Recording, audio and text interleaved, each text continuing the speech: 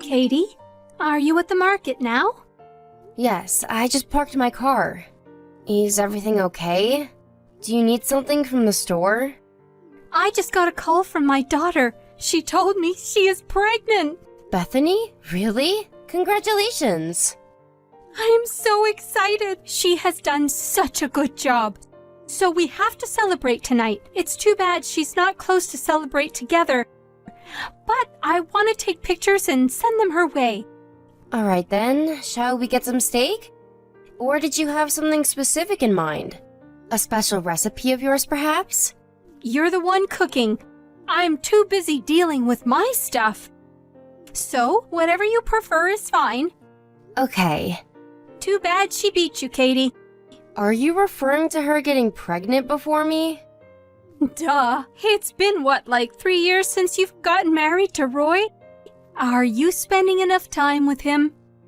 I'm sure it'll happen when the time is right for us. Please hang tight. I have been for 3 years now. What is wrong with you?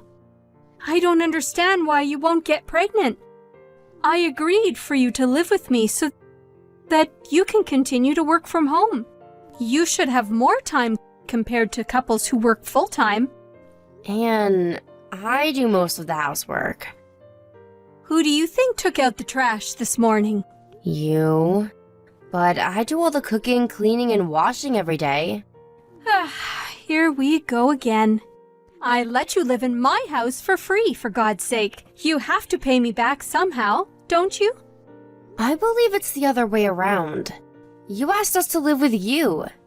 Don't talk back to me. Who do you think you are? Maybe Roy doesn't want to have a baby with you because you are like that. You're probably stressing him out. My relationship with your son is fine. Well, I hope that's true. Anyway, you're not getting any younger. You should be trying harder to get pregnant. You will reach menopause before you know it. I will keep that in mind. You better. Although, I might not be as happy about your baby now that my own daughter is having one. Anne, you don't have to be so mean. You're hurting my feelings. You should lose your attitude then. Have some respect for your mother-in-law, perhaps. Anyway, go get steak or whatever. You are to begin cooking as soon as you come home. Katie, what kind of crib do you think I should get Bethany? Rectangle? Oval? Are you sending her one? No, she's coming back here after the baby arrives. Is that so? Yes, we just decided on it on the phone. So I'm getting a crib for here. You can rent one these days. How long will she be here for? She's only coming to get help from you for the first couple of weeks, right? What do you mean, only a couple of weeks? You want my daughter to use a crib other people have contaminated just because she is using it for a short time? Ha! How cheap of you! That's not what I meant. You really don't get anything about raising a child, do you? Mothers become very sensitive about the smallest things when they have a baby, especially about items the baby might touch. I want my daughter to be comfortable with everything I prepare for them. So there will be no secondhand items in this house. I understand. One more thing. I need you to empty the room you use as your office. But you have kept Bethany's room? Yes, but she will need more space for the baby. I want her to have your room so that they get more light. Besides, that room was originally the best guest room in the house. It only became your office because Roy insisted on it. I never wanted it to be your office. All right then, I will clean out the room. Please do. It was greedy of you to use up so much space in the first place. I don't want you to use that room again, even after Bethany leaves. You don't even need an office. All you do is click, click, click. I prefer to have a room so I can concentrate on work. I said, don't be so greedy. My late husband would be so sad to see the house occupied with your stuff. So much furniture and appliances that I don't know what you use for. He wouldn't recognize his own home. It's so uncomfortable. I brought in all my furniture here because you asked me to. Because you thought mine were nicer and new, remember? Did I? I must have been trying to be nice to you. I should have been, though. I never imagined you'd have such a bad attitude towards me. I have done as much as possible to fulfill your needs. When did you ever? You're always locked up in your office pretending to work all day. I bet your job isn't even that important. I work, but also get the housework done. There are plenty of things I would ask you to do if you didn't lock yourself up. I just don't, because I am being nice. See, you don't even realize what I do for you. Perhaps. Perhaps. You should be apologizing to me. When Bethany is here, you ought to be more attentive. You might not get it, but being pregnant is very stressful. I understand. Do you really? You're giving me a headache. You probably won't be much help to her since you know nothing about taking care of babies. At least try to stay out of her way.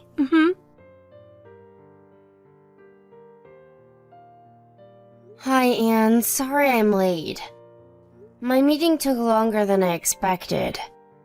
I'm heading home now. I will prepare dinner as soon as I get back.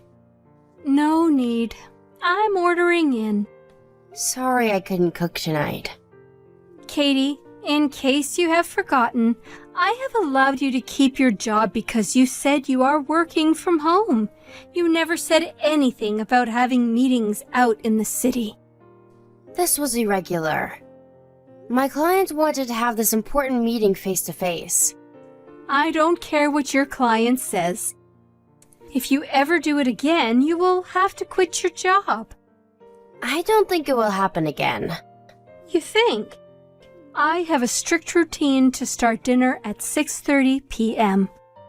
You have ruined my cycle. Sorry. I think I should just ask you to leave. You'd only be a nuisance to me and Bethany. Will you not come home and leave us alone for a while? Huh? What do you mean?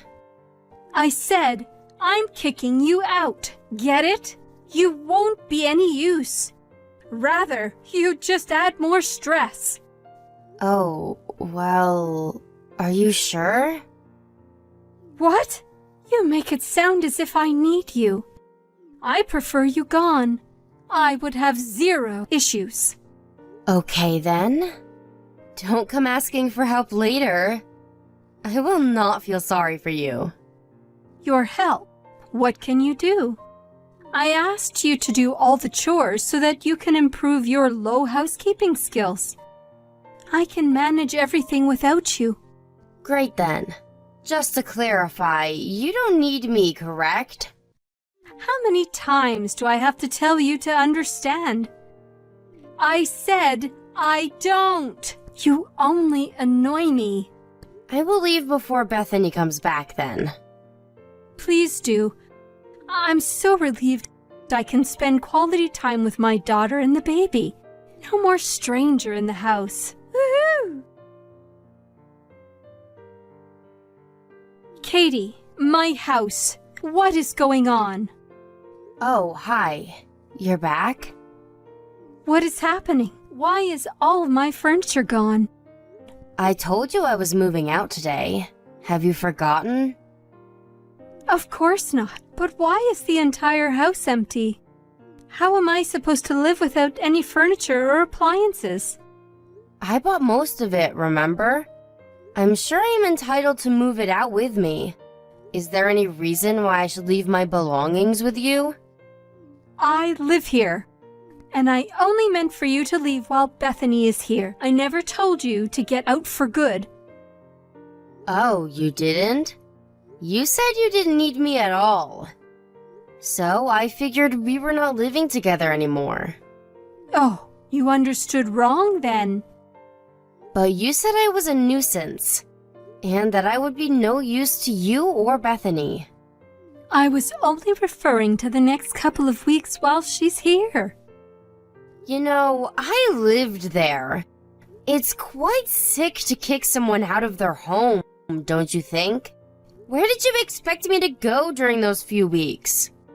You could have stayed at a hotel or visited your parents or something. There are plenty of options. For what, though? You gave me a really hard time living with you. I've been putting up with your crap this whole time.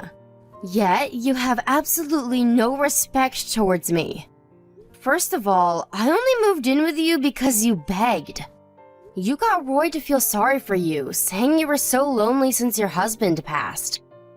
Yes, but you're changing the subject, Katie. No, I'm not. Roy and I said yes to living with you because we cared for you.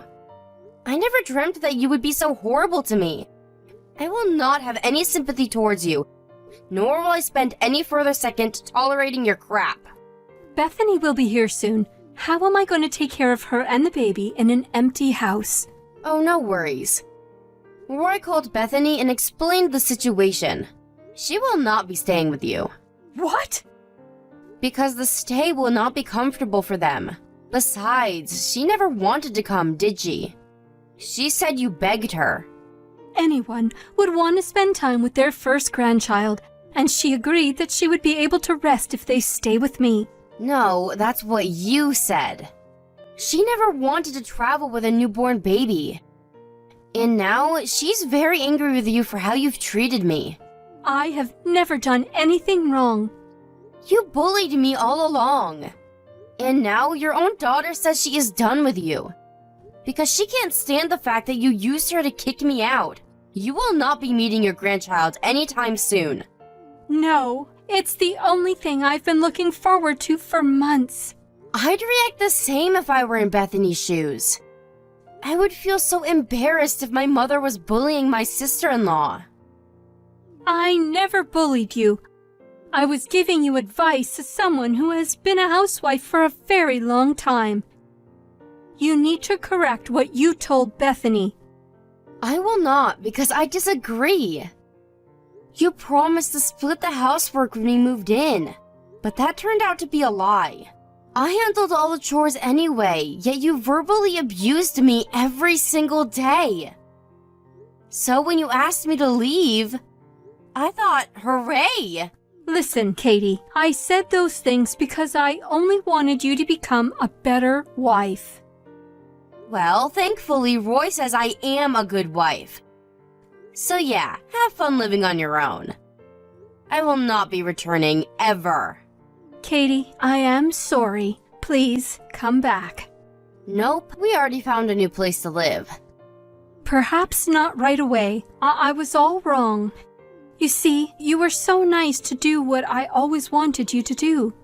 So, I depended on you a little too much. Is that so? But no means no.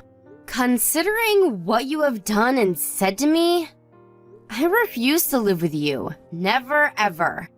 I will do all of the housework if you come back. You won't have to worry about anything. You'll be able to concentrate on your work then, right? Why? I thought you said you can manage everything without me. I don't want to live here on my own. Besides, how am I supposed to live in a house without any furniture or appliances? Just buy them. Decorate it as you wish, so that it becomes comfortable again. You didn't like how my things were occupying your house anyway.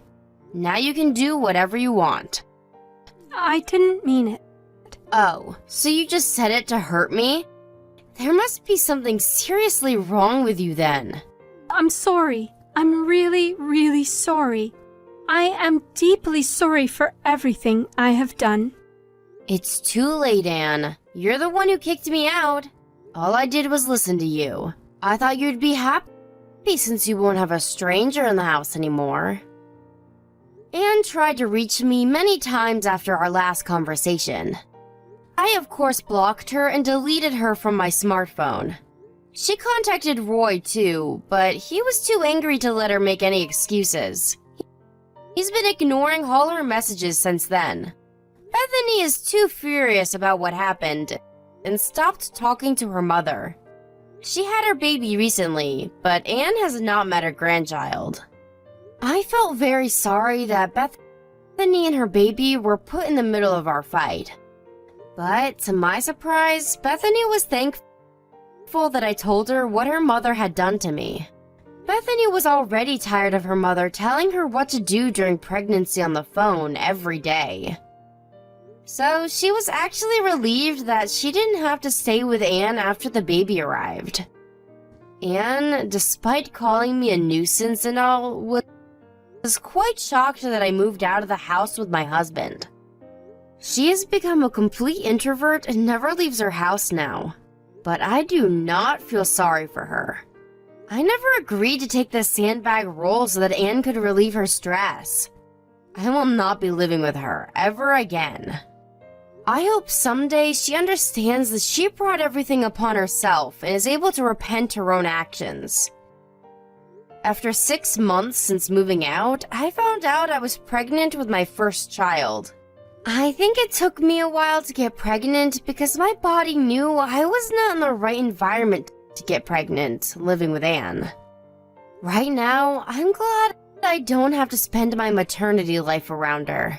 We're counting down the days to meet our baby, and grateful to be spending our time in pure happiness and peace.